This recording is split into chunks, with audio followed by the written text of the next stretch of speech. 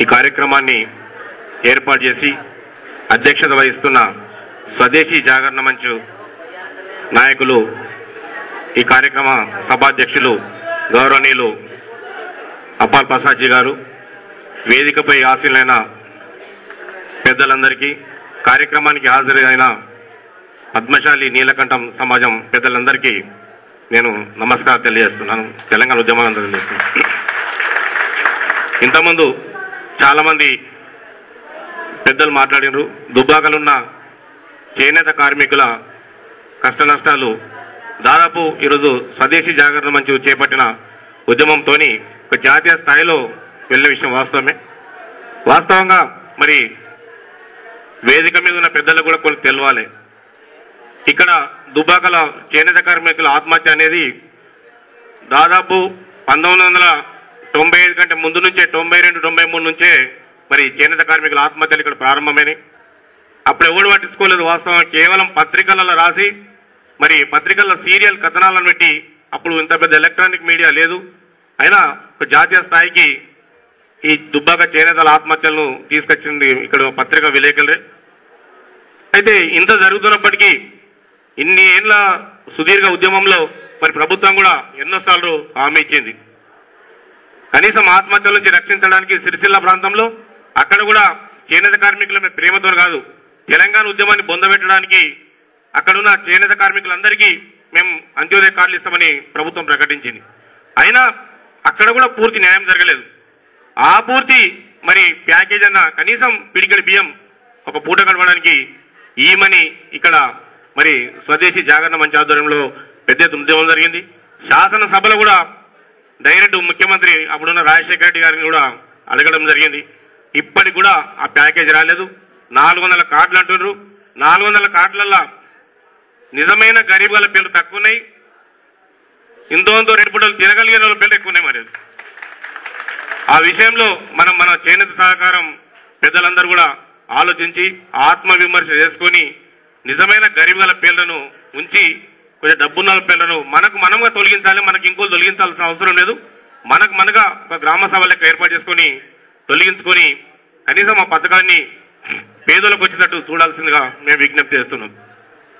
ఈరోజు మరి అంత్యోదయ కార్డు అనేది ఇచ్చేది రాష్ట్ర ప్రభుత్వం. ఈ రాష్ట్ర ప్రభుత్వం కేవలం రిపోర్ట్ పంపాలి. ఇక్కడ ఇంతమంది చేనేత కార్మికులు ఉన్నారు, ఇక్కడ 2000 మంది 3000 మంది చేనేత కార్మికులు ఉన్నారు, తిండి లేక టికాన్లకి ఇబ్బంది పడుతున్నారు అనుకో రిపోర్ట్ రాసి పంపితే, కాగితం మీద 4 అక్షరాలు రాసి పంపితే కేంద్రం నుంచి బియ్యం వస్తాయి. రాష్ట్రానికి సంబంధం లేదు. అంత్యోదయ కార్డులు అనేవి రాష్ట్రానికి సంబంధం లేదు, కేంద్రానికి సంబంధంగా అంశం.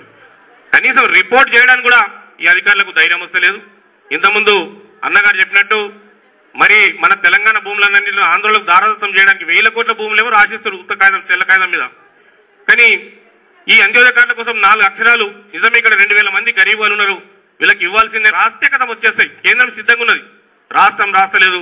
ఈ ఆఫీసర్లకు జిల్లా కలెక్టర్ కూడా మేము ఈ వేదిక ద్వారా మేము తెలంగాణ రాష్ట్రం తరఫున మన చేనేత కార్మికులందరి తరఫున మేము డిమాండ్ చేస్తున్నాం. నువ్వు చేసే పనేంది? వాస్తవంగా కలెక్టర్ గారిని మేము ప్రశ్నిస్తున్నాం. నువ్వు చేసే పనేంది? కేవలం బీరకాయ చెట్లు వంకాయ చెట్లను గవ్వితం చూసుడే తప్ప, ఈ హాస్టల్ కాడ చెట్లు మొలిచినాయి, హాస్టల్ కాడ చెట్లు మొలిచినాయి చూసుడు తప్ప, ఇంతమంది చేనేత కార్మికులు చనిపోతే మరి అంతమంది కాకి గోలేస్తున్నాం కదా. 5-10 ఏళ్ల నుంచి పెద్ద లొల్లి జరుగుతుంది. స్వదేశీ జాగరణ మంచు ఇంకా ప్రారంభించే ఉద్యమం ఎక్కువైతుంది. ఇన్నిసార్లు మనం అందరం అంటున్నాం, అన్ని పార్టీలు అంటున్నాం, ఇంతమంది చేనేత కార్మికులు చనిపోయినట్టున్నాం. కలెక్టర్ అంటోనికి ఒక్కసారి వచ్చి ఒక చనిపోయిన చేనేత కార్మిక కుటుంబాన్ని పరామర్శించి మరి మన లీడర్ అని చెప్పేది ఇక్కడ చేనేత కార్మిక కుటుంబాలు కులాలు చెప్పేది వాస్తవమా కాదా తెలుసుకోవాల్సిన బాధ్యత ఈ జిల్లా కలెక్టర్ లేదా అని చెప్పి ఈ వేదిక ద్వారా నేను ప్రశ్నిస్తున్నాం. దుబ్బాకు వస్తాడు, హాస్టల్ బీరకాయ చెట్లు మొలిసిందా? ఎక్కడికి మనం అలవాల హాస్టల్ కడిగి పోయి వంకాయ చెట్టు మొలిచిందా లేదా? వంకాయ చెట్టు మొగ్గ పెట్టినాం. వంకాయ చెట్లు బీరకాయ చెట్లు మన ముత్తాతల నుంచి నడుస్తున్నాయి. మన ముత్తాత ఉట్టక ముందు కూడా ఉండేవి, ఇప్పుడు కొత్తగా మనం దానికి పెట్టే కావు. దయచేసి ఇప్పటికైనా వేదిక ద్వారా జిల్లా కలెక్టర్కు మేము డిమాండ్ చేస్తున్నాం. ఇంతమంది ప్రాణత్యాగం జరుగుతుంది, ఇంతమంది చనిపోతున్నప్పుడు కూడా ఇంకా పట్టించుకోకుంటే మానవత్వం ఉండాలి. మనిషికి ఐఏఎస్లు ఐపీఎస్లు పెద్ద విషయం కాదు. ఫస్ట్ మనం మనుషులం అయిన తర్వాతనే పదవులు వస్తాయి తప్ప మనుషులం కానీ పదవి రాదు. మనుషులం కాబట్టి కనీసం మానవత్వం ఉండాలి. కాబట్టి ఏం చేస్తారు? ఏం పడగొడుతున్నారు? 3 మంత్రులు రావాలి. మేము అంటున్నాం దుబ్బాకల 200 మంది చేనేత కార్మికులు చనిపోయినట్టున్నాం. నీ దమ్ముంటే వచ్చి ఎంక్వైరీ చేసి కాదరా బిడ్డ నువ్వు మాట్లాడి తప్పు పలానైనా దంచేపోలేదు అట్లా రావాలని చెప్పు ధైర్యం ఉంటే అట్లా రావాలి ఎంక్వైరీ. కానీ మీరేం నవ్వుకొని చేయడం కరెక్ట్ కాదు.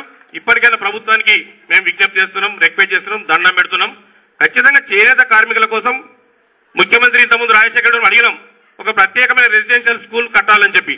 వాళ్ళు ఇచ్చారు. ఇక్కడ దుబ్బాకల్లో బీసీ హాస్టల్లో మేము సీట్లు ఇచ్చాము. బీసీ హాస్టల్ సీట్లు వీడిచ్చేయండి వాడిచ్చేయండి. బీసీలకు అందరికీ సీట్లు వస్తాయి. తిండి చక్కగా ఉండే చదువు చక్కగా ఉండదు. అలా రెసిడెన్షియల్ హాస్టల్ సీట్లు ఇవ్వాలి పిల్లలకు. మరి ప్రత్యేక ప్యాకేజ్ ఇవ్వాలి. అక్కడ కూలిపోయిన ఇండ్లు, ఆ ఇండ్ల నిర్మాణంలో కూడా చాలా మంది డబ్బున్న పిల్లలు ఉన్నాయి. అలా వాస్తవంగా ఎంక్వైరీ చేస్తే మనం అది కూడా మరి వాళ్ళు ఆగిపోలే. నిర్మాణం పూర్తి కాకముందే, కట్టడం పూర్తి కాకముందే కూలిపోయిన ఇండ్లు. కనీసం ఆ రుణాలు మాఫీ చేయలే. రుణాల మాఫీ అంటారు. వాస్తవంగా చాలా అన్యాయం జరుగుతుంది. రుణాల మాఫీలో కూడా నిజమైన పేదలకు రుణం మాఫీ జరగలేదు. మన సొసైటీ అంటే సొసైటీలో 25% మందికి సొసైటీలో సభ్యత్వం ఉంది. ఇంకా 75% మంది మరి నీలకంఠము పద్మశాలి కులంలో ఉట్టి ఏ సొసైటీలో సంబంధం లేకుండా ఈడాడ వేరే వాళ్ళ దగ్గర నేర్చుకుంటానో మరి మొగ్గలు అడుపుకుంటా బతికేటోళ్ళు ఉన్నారు. వాళ్ళ పరిస్థితి ఏంది? అన్ని కులం నుంచి ఆలోచించాలి. ఈరోజు ఇంత జరుగుతున్నప్పటికీ ఈ వేదిక ధర మళ్ళీ నేను డిమాండ్ చేస్తున్నా. ఎందుకంటే ఎవరైనా కలెక్టర్ అంటే మాత్రం మరి మెదక్ జిల్లా కలెక్టర్ నీకేమైనా మానవత్వం ఉంటే ఇమ్మీడియట్ వచ్చి దుబ్బాక చేనేత కోసం ఒక ప్రత్యేక ఇక్కడ ప్రోగ్రాం పెట్టాలి. కేవలం చేనేత కోసం ప్రోగ్రాం పెట్టాలి. మేము మాట్లాడిన మాటలు వాస్తవమా కాదా? వీళ్ళకి అంత్యోదయ కార్డు ఇవ్వాల్సిందే కాదా? నువ్వు ఇచ్చిన అంత్యోదయ కార్డులు అవకతవకలు ఉన్నాయా? మేము అవకతవకలు ఉన్నాయంటున్నాం. నువ్వు ఎందుకు ఎంక్వైరీ చేయమని చెప్పి మేము డిమాండ్ చేస్తున్నాం. నిన్న మన రామక్కపేట అక్కాచెల్లెలు వస్తే నేను కూడా ఆర్డీఓ దగ్గర పొద్దుగల ఏమవసరం ఆర్డీఓ దగ్గర పోవడానికి? ఆర్డీఓనేమో వంకాయ చెట్లు కూడా బీరకాయ చెట్లు తిరుగుతాడు. ఎన్నో పనికిరాని దగ్గర గ్రామ సభలు, గ్రామ దర్శనలు అంటారు. ఈ చేనేత కోసం కూడా ఒక గ్రామ సభ ఎందుకు పెట్టరు? దుబ్బాకు వచ్చి దుబ్బాకలో చేనేత వాడకట్లు ఎన్ని ఉన్నాయి, వాడకట్టుకో మీటింగ్ పెట్టు. అక్కడ వచ్చి ఒక ఆమె వచ్చింది గరీబ్ మాకు బియ్యం పథకం లేదంటది. వాళ్ళ ఇంటికి పోయి ఎంక్వైరీ 4 ఆఫీసర్లు చూడండి ఆమె చెప్పింది నిజమా కాదా? అట్లా చేయాలి కానీ తప్ప ఈ చేసే డ్రామాటికల్ చేయడం కరెక్ట్ కాదు. ఇంకోటి వాస్తవంగా 150 నుంచి 160 మంది చేనేత వాస్తవంగా కనీసం వాళ్ళు ఆత్మహత్య చేసుకున్నోనికి ఆ ఆత్మహత్యకు ఉరితాడు కొందామన్న పైసలు లేవు. వాస్తవం సీకిమైన ఉరితాళ్లకు మరి వాళ్ళు వేలాడి ఆత్మహత్య చేసుకున్న వాళ్ళకు మరి పోస్ట్ మార్టం చేయించాలంటే ఆ జమాన్లో 3-4 వేల ఖర్చు. ఎందుకంటే ఇక్కడ సిద్దిపేటకు శవాన్ని వేసుకుపోవాలి, మళ్ళీ వేసుకురావాలి, అక్కడ కొత్త సామాన్లు కొనాలి, బట్టలు కొనాలి, ఆ శవాన్ని చీరడానికి కుట్టడానికి కత్తులు కట్టాలి, మనమే కొనగాలి. అవి కూడా వాళ్ళు ఇయ్యరు. వీటికి మొత్తం 5-6 వేల ఖర్చు అవుతాయి. ఈ చచ్చిపోయి ఏడిస్తే ఈ 5-6 వేలు ఎంత ఖర్చు పెట్టొస్తుందని చెప్పి పోస్ట్ మార్టం చేయించుకోలేదు, గతిలేక చేయించుకోలేదు. గతిలేక పోస్ట్ మార్టం చేయించుకోకుంటే వాళ్ళకి ప్యాకేజ్ రాదంటే కరెక్ట్ కాదు. ఇప్పటికైనా జిల్లా అధికార యంత్రాంగం, ఈ రాష్ట్ర ప్రభుత్వం ఒక ప్రత్యేకమైన కమిటీని వేయాలి. కమిటీని వేసి ఈ చేనేత సహకార సంఘం, ఈ స్వదేశీ జాగరణ మంచు, ఈ రాజకీయ నాయకులం చెప్పేది వాస్తవమా కాదా మీరు ఎంక్వైరీ చేయండి. మేమంటాం ఇక్కడ ఒకవేళ చనిపోయిందని మేము అంటున్నాం. వాస్తవంగా దేశమంతా రాష్ట్రమంతా మరి దుబ్బాక చేనేత గురించి ఈరోజు చర్చ జరుగుతుంది. దీన్ని ఆరిపోకుండా ఖచ్చితంగా ముందు తీసుకెళ్లాలి. అందుకు మేము సహకారం చేస్తాం. మన ఎంపీ గారు కూడా పూర్తి స్థాయిలో సహకారం చేయడానికి మరి సిద్ధంగా ఉన్నది తెలియజేస్తూ, అదే మాదిరిగా ఇంతకుముందు మిత్రులు చెప్తున్నారు, నేను కూడా చెప్పాల్సిన అవసరం ఉంది. ఎంతైనా కానీ ముంగన్ నాగలెట్లో వెనక నాగలెట్లో అవుతుంది. అంటే మీకు అనుకూలంగా ఇప్పుడు చేనేత కార్మికులు మళ్ళీ ఇంతమంది లొల్లి చేస్తే, ఇంతమంది కొట్లాడితే మళ్ళీ 500 కార్డు కొత్తగా వచ్చాయి అనుకుందాం. కొత్తగా వస్తే మళ్ళీ కూకొని రాసేది వాళ్ళేనేది. అసలు రావాల్సిన ఎల్లేకో మళ్ళేకో ఈడ పేరు రాదు, మళ్ళీ ఎవరికి వస్తుంది. అందుకే ఒక పర్ఫెక్ట్ కమిటీని వేసుకొని నిజమైన పేదోని గుర్తించి ఆ పేదోళ్ళకి అందరికి ఇచ్చినాక మిగులు ఎవరికన్నా ఇచ్చుకోరు. అది విషయం.